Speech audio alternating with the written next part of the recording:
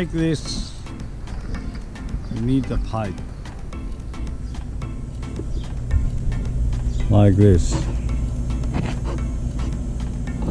I made the hole here so it fills up with water. And the hose down. So you can see, maybe you see it here, maybe not. Then I have an air hose.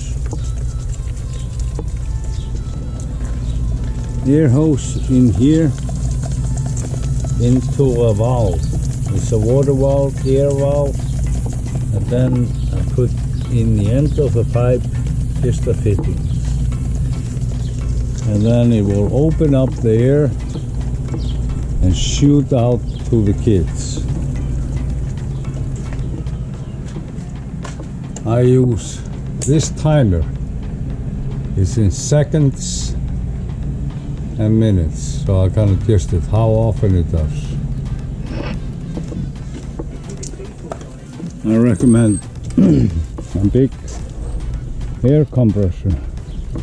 I have a Husky air compressor there, a big one that I use in this project, and it does do a good job.